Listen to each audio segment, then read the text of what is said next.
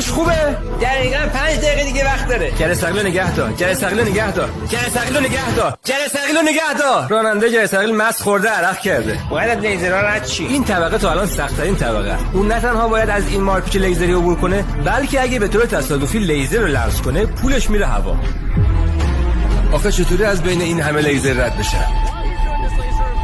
خب تو این مدت که داره تبلیغ میکنه حتما برید کانال رو سابسکرایب کنید، ویدیوها رو ببینید، لایک کنید، کامنت بذارید و زنگوله رو فعال کنید که از ویدیوهای بعدی با خبر بشید.